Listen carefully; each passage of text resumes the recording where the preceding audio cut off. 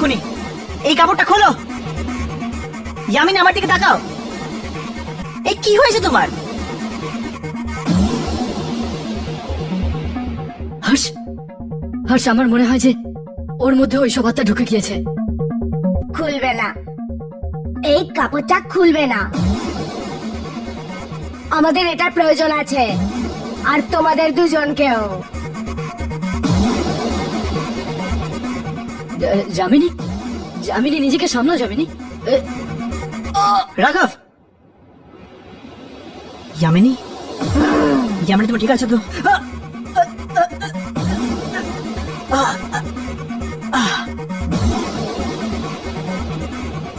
ইয়ামিনী, ইয়ামিনী কি হয়েছে তোমার?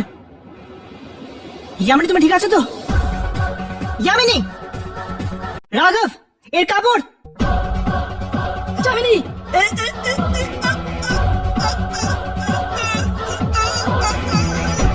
যামিনী ওকে ছাড়ো।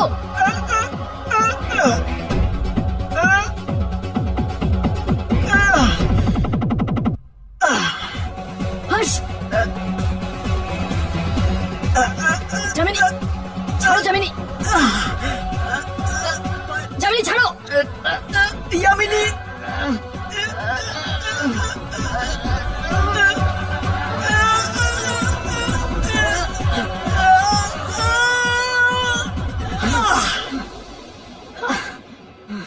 ইয়ামিনী, যামিনী, ইয়ামিনী, ইয়ামিনী, ইয়ামিনী, ইয়ামিনী, ওঠো, ওঠো। আমার কি হয়েছিল? কি হয়েছিল? হর্ষকে একেবারে ওপরে পাঠাবার ব্যবস্থা করে দিয়েছিলি তো। তুই ওকে মেরে ফেলতে চাইছিলি। হর্ষের প্রাণ? এটা কি বলছিস রাঘব? আমি হর্ষকে একটা আঁচড়ও দিতে পারি না।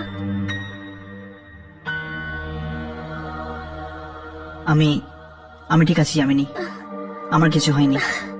আর তুমি যা করেছো এই কাপড়ের জন্য করেছো, এতে তোমার কোনো দোষ নেই। জানি না আমার কি হয়ে গেছিল, হঠাৎ করে কখন এই ড্রেসটা পরেছি। তারপরে আমি গলিতে হাঁটতে থাকি, যেখানে চারপাশে পুরো অন্ধকার ছিল, আর ওখানে একটা কারখানাও ছিল। ওখানে অনেক লোককে মেরে ফেলা হচ্ছিল। তুমি নিশ্চয়ই ওই জায়গাতে পৌঁছে গিয়েছিলে যেখানে অনেক লোককে মারা হয় এই অনন্য কাপড় তৈরির জন্য। আমাদের রোশনজির সঙ্গে গিয়ে দেখা করা উচিত। উনি ওই কাপড়ের ব্যাপারে নিশ্চয়ই কিছু জানেন। সেই কারণেই তো উনি আলিশাকে সতর্ক করেছিলেন।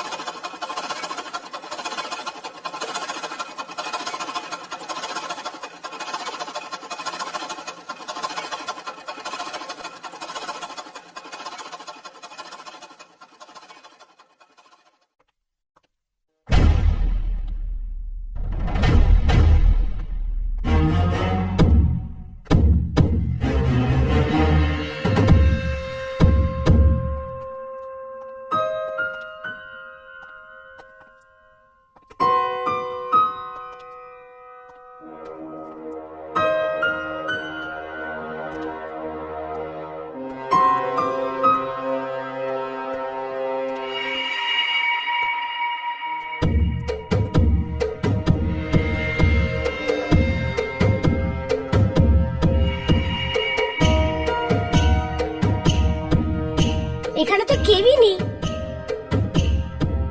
কেউ আছেন? কেউ আছেন এখানে? আমার তো মনে হয় এই অফিস বন্ধ। কিন্তু দরজা তো খোলা ছিল। চলো বাইরে গিয়ে কাউকে জিজ্ঞেস করি। তোমরা এখানে কি চাই?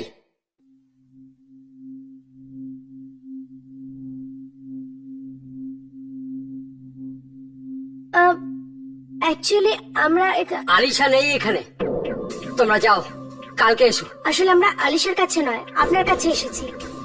আমার সঙ্গে? কিন্তু কেন? কারণ একমাত্র আপনি এই কাপড়ের সম্বন্ধে আমাদের কিছু বলতে পারেন। না না, আরে তোমরা যাও এখান থেকে।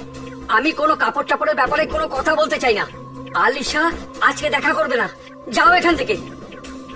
বললাম না, যাও এখান থেকে। দেখুন দাদা, আপনি যদি এরকম চুপ করে থাকেন না, তাহলে ওই কাপড় আর না জানি কতজনের প্রাণ নিয়ে নেবে। দেখো, তোমরা এর মধ্যে নাক না গলালেই ভালো হয়, না হলে তোমাদেরও জীবন সংশয় হয়ে যাবে বলে দিলাম।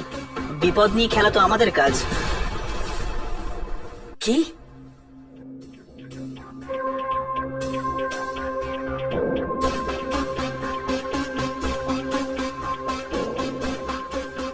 এই দেখুন,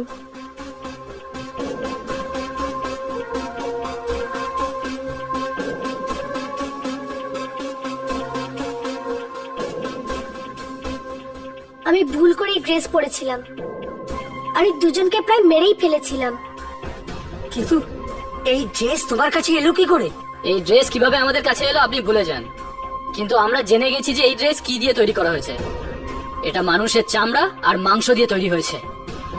এবার আপনি বলুন, এই